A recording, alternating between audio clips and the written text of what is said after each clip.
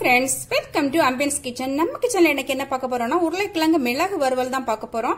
அதுக்கு முன்னாடி நம்ம சேனலை என்ன சப்ஸ்கிரைப் பண்ணாதவங்க சப்ஸ்கிரைப் பண்ணிக்கோங்க. அப்படியே பக்கத்துல இருக்கிற பெல் பட்டனை அமுத்திக்கோங்க. அப்பதான் அப்லோட் பண்ற எல்லா வீடியோ உங்களுக்கு உடனுக்குடன் கிடைக்கும். வாங்க எப்படி பண்ணலாம்னு பாப்போம். உருளைக்கிழங்கு மிளகு வறுவல் பண்றதுக்கு நான் இன்னைக்கு ஒரு கடாய் அடுப்புல வச்சிருக்கிறேன். இது நல்லா காஞ்சிடுச்சு. இதுல வந்து நம்ம ஒரு 3 டேபிள் ஸ்பூன் எண்ணெய் விட்டுக்கலாம். நான் இன்னைக்கு தேங்காய் எண்ணெய் தான் யூஸ் பண்ணிருக்கிறேன். நீங்க எந்த குக்கிங் ஆயில் யூஸ் பண்ணுவீங்களோ அதை யூஸ் பண்ணிக்கலாம். எண்ணெய் காயட்டும். எண்ணெய் நல்லா காஞ்சிடுச்சு. இதுல 1/2 டீஸ்பூன் கடுகு போட்டுக்கலாம். 1 டீஸ்பூன் பெருஞ்சீரகம், ஒரு காஞ்ச மிளகாய், சிறிதளவு கருவேப்பிலை, பெருங்காயம் பிஞ்ச் ஆஃப், ஒரு 6ல இருந்து 7 நசுக்குன பூண்டு, இப்போ 2 பெரிய வெங்காயம் இந்த மாதிரி கட் பண்ணது போட்டுக்கலாம். பாத்தீங்கன்னா ஆஃப் ஸ்லைஸ் ஒரு பெரிய வெங்காயத்தை 2ஆ கட் பண்ணி அதை வந்து ஸ்லைஸ் போட்டதான் ஆஃப் ஸ்லைஸ்.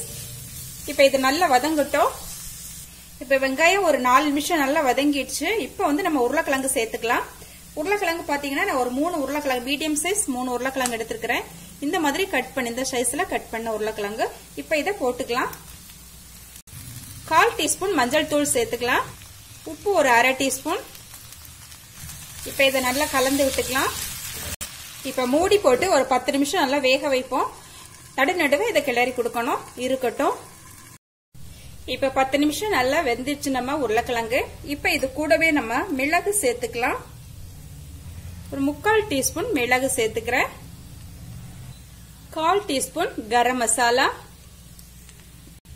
சேர்த்து நல்லா கலந்து விட்டுக்கலாம். ரொம்பவே சூப்பரா நம்ம உருளைக்கிழங்கு மிளகு வறுவல் இப்ப ரெடி ஆயிடுச்சு. இந்த ரெசிபி உங்களுக்கு பிடிச்சிருந்தா ஆம்பியன்ஸ் கிச்சனை சப்ஸ்கிரைப் பண்ணி லைக் பண்ணி ஷேர் பண்ணி கமெண்ட் பண்ணுங்க.